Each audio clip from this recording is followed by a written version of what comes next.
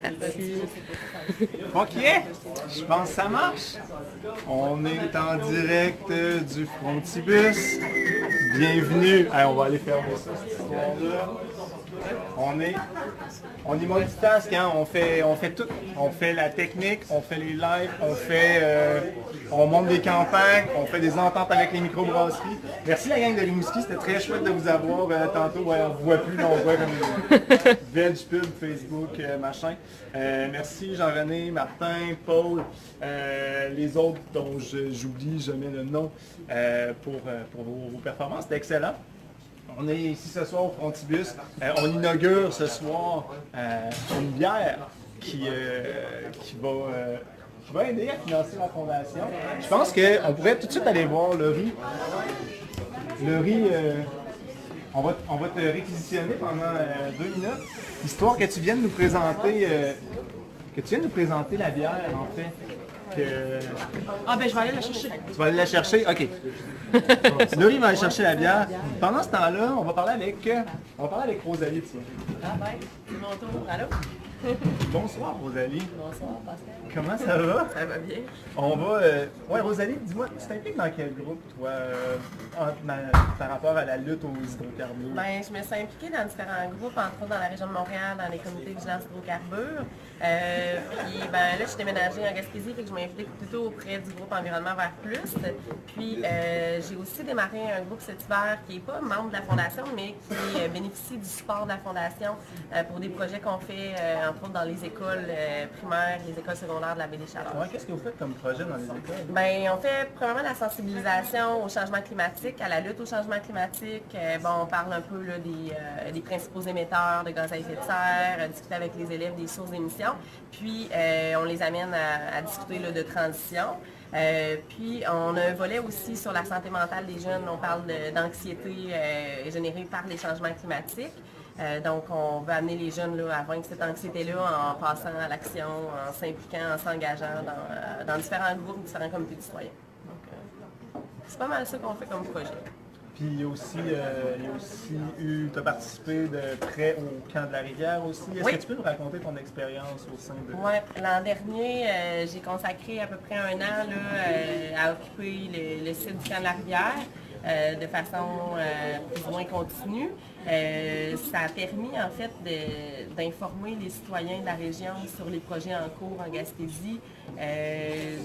Aussi invraisemblable que ça puisse paraître, il y a encore beaucoup de gens qui ne savaient même pas ce qui était en train de se passer dans leur propre région parce que l'information est difficile à obtenir, ça ne circule pas tant que ça, fait que c'est un projet qui a servi à remettre les projets sur la map.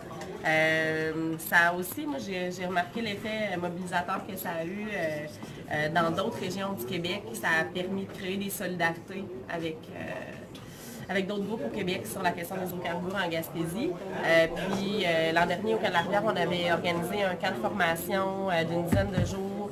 Un camp de formation qui a servi à réunir des jeunes d'un peu partout au Québec autour de la question... pardon, merci. Ah, ben, vous ne m'entendiez pas depuis le début, désolé. Proche du micro. Ah, OK. Proche du micro comme ça. OK. Donc, on a fait un camp de formation d'une dizaine de jours qui a servi à réunir des jeunes de partout au Québec pour parler évidemment des changements climatiques, mais surtout de la question de l'invasion pétrolière et gazière en Gaspésie. On a parlé des moyens de comment s'organiser, résister, tout ce qui était aspects légaux. Il y a eu une recherche de puits abandonnés, il y a eu différentes conférences, différentes présentations. Alain Deneau est venu partager avec nous un après-midi. Donc, ça fait partie des initiatives qui ont été organisées, en fait, qui ont été soutenues par la Fondation. Donc, c'est ça. Ben, merci beaucoup. C'est pour ça qu'on trouve que c'est important d'avoir une fondation qui soutient les groupes qui sont sur le terrain et qui sont en lutte. La campagne coule pas chez nous. On fête ses 5 ans aujourd'hui. Ça fait 5 ans qu'on a lancé une campagne pour mettre fin au projet de l'éolique Énergie Est. Puis c'est en partie cette campagne-là, c'est cette campagne-là qui est devenue la Fondation plus tard, c'est en partie cette campagne-là qui a permis de mettre fin à ce projet d'oléoduc-là. On parle beaucoup de transition, de lutte au changement climatique, d'en finir avec les hydrocarbures aujourd'hui. Eh bien, oui, il faut développer les axes de transition, mais on n'est pas beaucoup à soutenir les groupes qui se mobilisent sur le terrain pour résister. Puis ça fait partie de la mission de la Fondation d'appuyer ces luttes-là. Je me dirigerai maintenant vers notre porteuse de... Ah, ouais, je vais prendre le relais. Et voilà. Ah, non, on a notre tenancière de bar. Excusez, on change les postes, on change les plans vite, on est fluide. Si notre tenancière est juste là, elle veut pas passer au Elle va être micro. bonne. Bonsoir, Laurie. Allô, moi je bégaye en public, ça paraît pas, mais... Ça paraît pas jusqu'ici, tu fais très bien ça. Toi, Laurie, tu es la tenancière du bar ici. C'est quoi la place, le Frontibus? Peux-tu nous parler de ton bar? Ben, en fait, le Frontibus, à la base, c'est plus une usine. Oui, on a un pub de dégustation ouvert à toute la famille parce qu'on veut garder l'aspect familial des soirées en famille. Souvent, les jeunes disent « Ah, je peux pas venir, j'ai les enfants. » Fait que nous, on a décidé de sortir la vodka et de rentrer les 5 ans. On a mis une coupe de craie en avant et on a dit « Bon, allez vous amuser dans le parking. » C'est ça. Tout le monde est content. Puis, ah non, et, le monde sont consciencieux. Là. Oui, il y a des... On pourrait les montrer tantôt, mais il y a vraiment des traces de craie là, sur le trottoir en avant. Comment tu disais? C'était un micro fermé. Parce que mes associés Patrick et Lydia, eux, c'est ça, ils ont des beaux enfants créatifs. Donc Caleb a fait un dessin d'accueil à l'avant. Ah oui, pour la soirée? Oh, Oui, il y a la craie là. OK. Oui, il y avait hâte. Bon. Puis pourquoi tu as décidé d'embarquer avec la campagne, avec la fondation Coule pas chez nous? Qu'est-ce qui est important pour toi là-dedans? Mais en fait, c'est simple. Là. Frontibus, on est une jeune brasserie, mais depuis le tout début, on se positionne pour la protection de l'eau, en fait, de l'eau potable. C'est sûr qu'un groupe militantiste comme Coule pas chez nous, qui est un grand influenceur aussi dans le Bas-Saint-Laurent, dans la Gaspésie, pour justement qui se bat pour garder nos cours d'eau en santé. Mais c'est sûr que nous, on a décidé de se positionner au même titre que notre partenariat avec Fondation Rivière. Ben là, on a voulu s'associer avec eux pour leur offrir une partie des profits d'un des brassins qu'on a fait cette année. Est-ce que tu peux nous le présenter, ce brassin? Bon, je peux vous le présenter, là, mais je ne suis pas aussi bonne que Patrick. Là, mais... Patrick. C'est ça, c'est une tripelle au chaga. Puis, bon, à ce qu'il m'a dit, là, je vais répéter un peu plus ces mots. Là. Moi, je ne suis pas la brasseuse. Hein. Fait que c'est une tripelle, en fait, c'est une bière extra forte qui a été brassée à haute température. Donc, il est venu vraiment chercher plus le goût de la levure que dans notre tripelle régulière où on sent plus les herbes qu'on a mis à l'intérieur puis les épices. Celle-là, c'est vraiment axé sur la levure, une bière qui a du front, comme la Fondation en fait. Ils n'ont pas peur de leurs idées et tout ça. Donc, c'est une bière vraiment à l'image de Coule pas chez nous pour nous. Bon, là il n'est pas encore, mais il va y avoir un petit sticker, autocollant, ensemble de tout le monde. Puis c'est ça, vous allez pouvoir la retrouver sur les tablettes. C'est une bière à 9%. Puis c'est ça, on les encourage. Et vous êtes distribué où? Il faudrait consulter notre liste de points de vente que je tiens à jour de façon régulière, hebdomadaire. Sur votre site internet. Oui. M'emmener, on a 200 points de vente. On va pas commencer à les énumérer. Mais partout en Gaspésie, on est partout en vente, dans le Bas-Saint-Laurent aussi, beaucoup à Rimouski. C'est le fun qu'on fasse un événement en direct avec toutes les brasseries. Là, mais on salue aussi tous ceux qui sont à Sherbrooke aujourd'hui, les brasseries de l'Est qui, je suis sûre, supportent aussi le mouvement. Donc, ben là, c'est ça. Donc, c'est un brassin limité, on devrait le trouver sur les tablettes pour combien de temps? Jusqu'à la fin de l'été? Jusqu'à épuisement des stocks. C'est ça, c'est une étiquette qui s'appelle Brassin du moment, donc c'est une étiquette universelle. Vous allez peut-être en retrouver avec d'autres informations, mais c'est important de repérer le tripel au chaga, parce que c'est cette bière-là. Puis, c'est ça, le chaga, hein, un bon antioxydant, comme la fondation, débouche les affaires. On va mettre un petit autocollant aussi, brasseur notre monde, vous allez pouvoir l'identifier, puis c'est ça, une partie des profits vont retourner à la fondation pour les encourager dans leur projet populaire.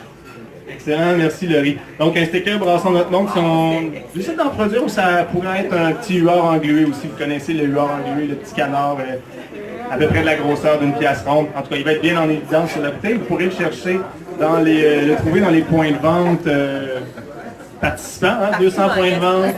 200 points de vente que vous pourrez retrouver sur le site web de la brasserie de Frontibus, qui nous accueille généreusement ce soir. Merci beaucoup.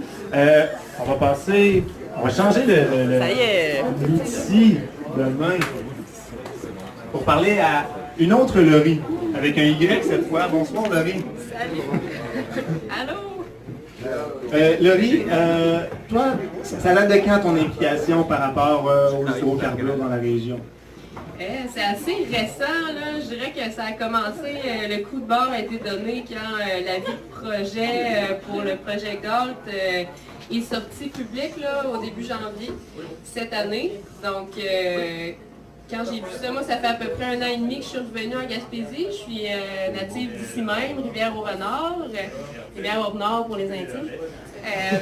Puis c'est ça, quand j'ai vu le projet GALT là, qui voulait entrer en exploitation, je me suis dit, voyons donc, il faut que ça sorte public, il faut que les gens se mobilisent, il faut que, du moins qu'ils soient au courant que ça se passe, là, parce que j'avais l'impression que les puits là, du projet GALT sont dans la montagne depuis longtemps, puis c'est un peu plus loin, les gens, j'avais l'impression que c'était pas assez, que les gens étaient pas au courant, fait que ça a commencé là, puis voilà. Ce qu'on a fait en premier, c'est surtout implication personnelle, là. Là, présentement, je m'implique de plus en plus avec La Planète s'invite au Parlement, mais au début, c'était très citoyen. Là, je me suis dit, il faut faire une séance d'information publique parce que la compagnie Ginex n'en a pas fait. Puis là, ils nous sortent une séance, une consultation publique de 30 jours, puis les citoyens ne sont pas assez informés pour y répondre à cette consultation-là. Donc, c'est la première chose que j'ai mis en branle en janvier. Okay. Qu'est-ce qui t'inquiète particulièrement, toi, par rapport au projet GALT?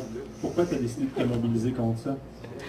Mais le projet GALT, là, premièrement, c'est si ça passe, si c'est accepté, ça serait le premier projet d'exploitation pétrolière au Québec.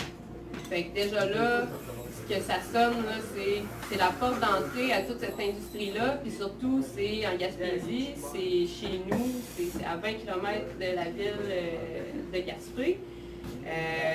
C'est dans un bassin versant qui, s'il y a des déversements, tous ces beaux ruisseaux-là s'en vont vers la rivière York, qui est une des plus belles rivières à saumon au Québec. Puis la rivière York, elle jette dans la baie de Gaspé, il y a des baleines noires qui viennent se nourrir là, il y a des grands orcas, il y a une grosse faune de mammifères marins. Là.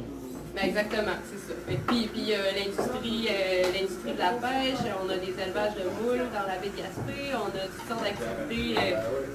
Moi-même, je fais du kayak dans la baie, il y a plein de monde qui font des toiles. Donc, s'il se passe quelque chose, puis il n'y a jamais zéro risque avec ces projets-là, donc c'est toute notre économie touristique puis nautique qui est en péril. Puis La Planète s'invite au Parlement, ça a d'autres préoccupations, ça gravite autour de quoi à Gaspé?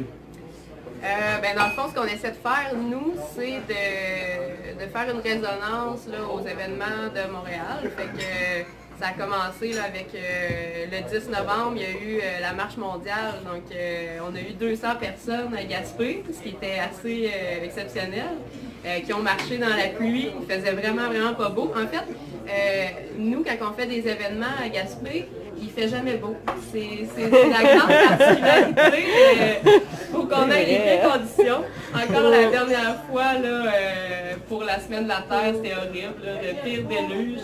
Donc, on fait des rassemblements, des marches, on a fait une projection de film, puis c'est ça, par rapport, on a fait aussi, comme je disais, la séance d'information publique, puis un World Café là, qui était plus, je pourrais dire, on n'était pas encore officiellement La Planète s'invite au Parlement, mais en tout cas, c'est toujours la même gang de gens motivés, mobilisés qui s'impliquent là-dedans. Fait que le World Café, c'était pour amener les gens à réfléchir vraiment eux-mêmes sur le projet GALT, sortir des solutions et des techniques de mobilisation.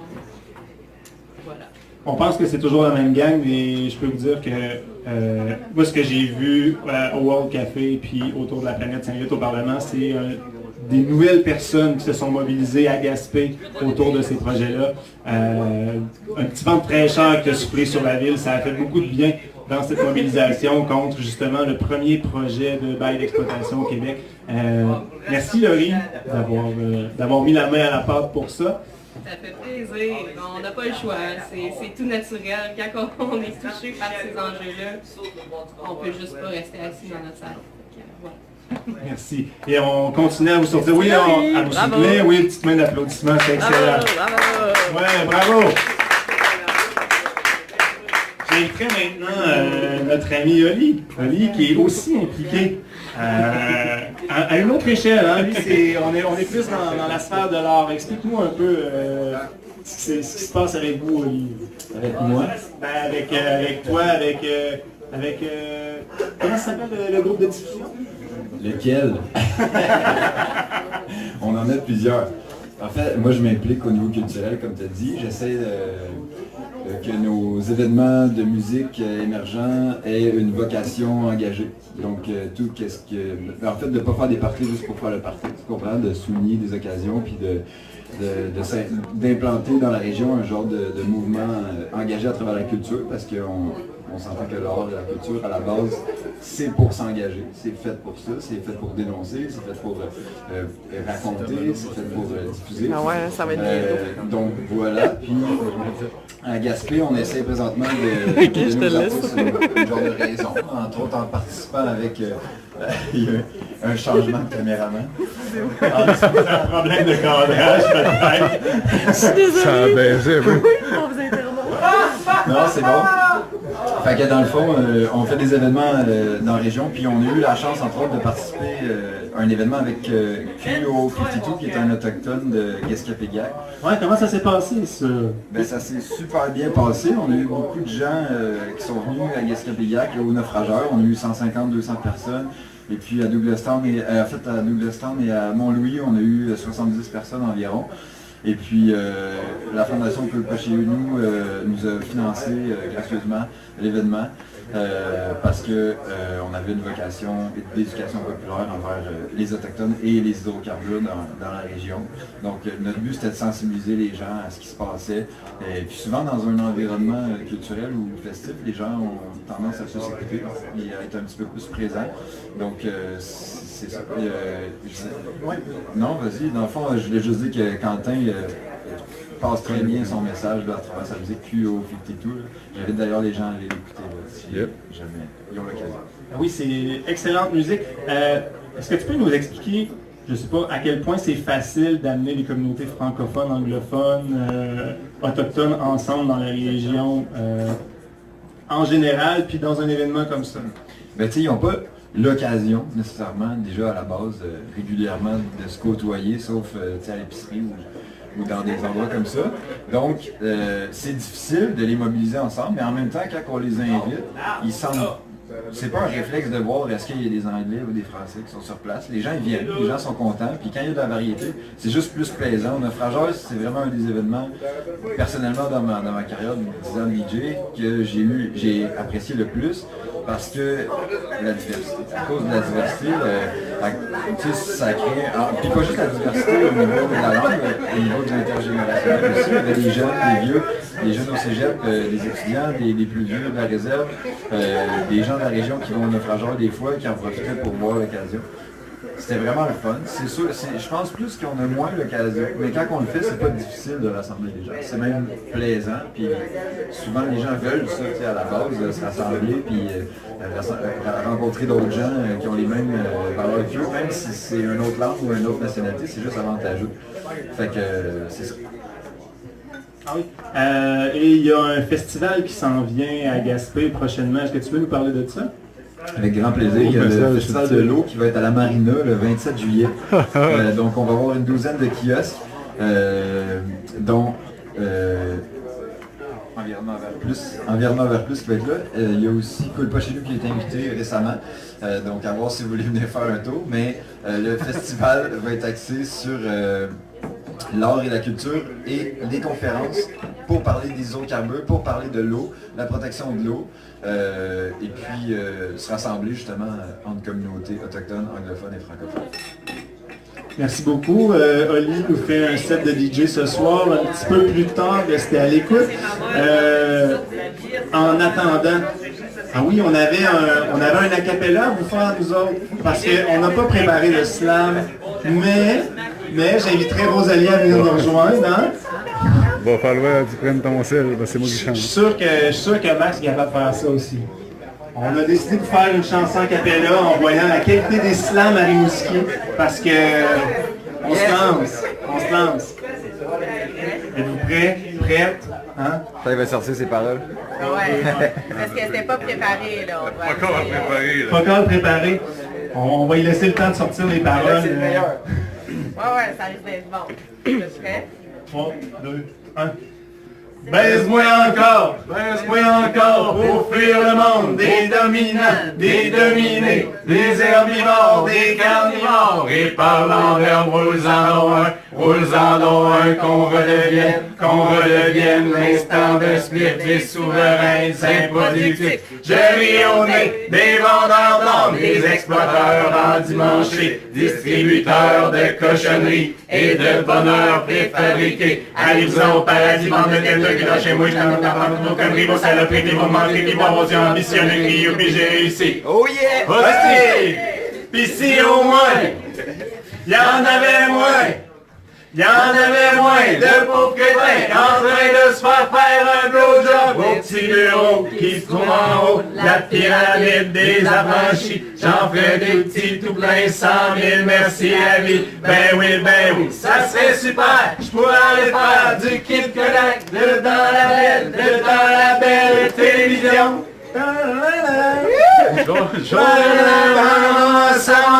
les matantes seraient toutes contentes.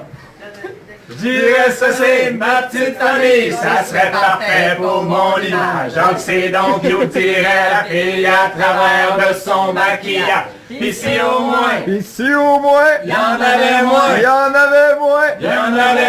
de beaux crétins en train de se prêt à mourir pour la patrie, et compagnie, pour faire rouler l'économie. Adorateur de Dieu profite pour faire rouler l'économie.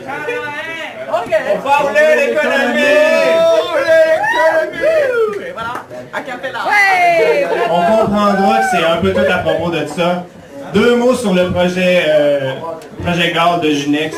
Pour vous dire que c'est, selon le président de l'entreprise, vous irez voir, il y a une vidéo sur YouTube où il est en conférence devant une assemblée d'actionnaires. Puis, ce qu'il nous dit le président de CUDA, c'est que son projet, c'est un projet spéculatif.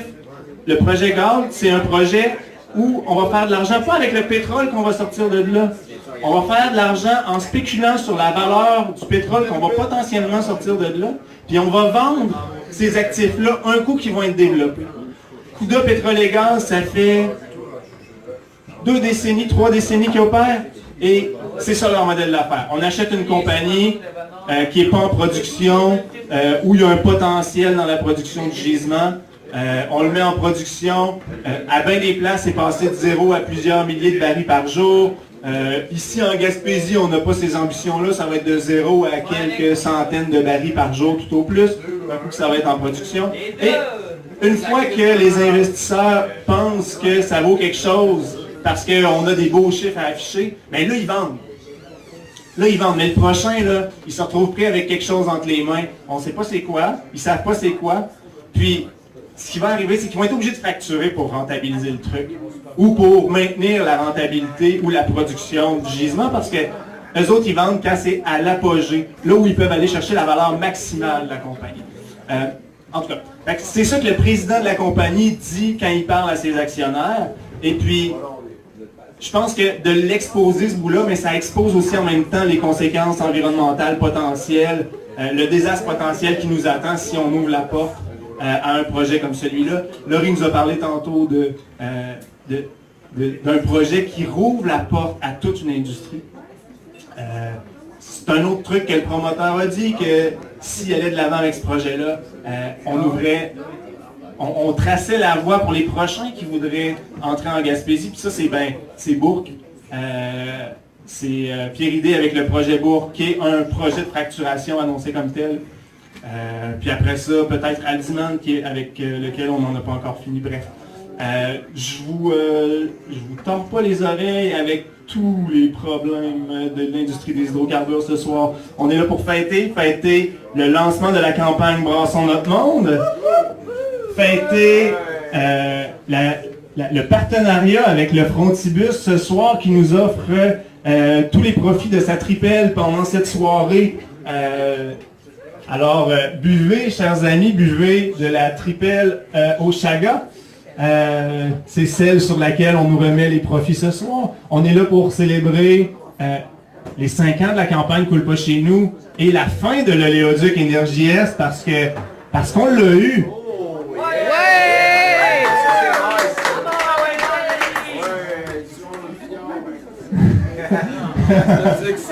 Eh oui! Et on est là pour se rappeler qu'il y a d'autres luttes à mener parce que la cupidité fait toujours partie de ce monde. Il y a encore des pétrolières, des gazières qui sont intéressés à forer le territoire, à un projet de terminal de gaz naturel liquéfié sur le Saguenay. Il y a une poursuite d'une pétrolière qui veut réouvrir la vallée du Saint-Laurent à la fracturation alors que ça a été prohibé dans les règlements. Il y a encore des luttes à mener, c'est pas fini. On va avoir besoin de financement. On a un commentaire sur la bière ici. Elle est délicieuse. Buvez-la, elle est très bonne. Merci. Et à moins qu'il y ait un autre commentaire, quelqu'un d'autre qui veuille prendre la parole ce soir, je tends des mains. Je vois personne qui fait oui, moi je veux vraiment aller au micro. On passerait un petit set de DJ avec Mr. Nocturne. On est-tu routé dans la console, prêt à délivrer dans les speakers? Merci beaucoup.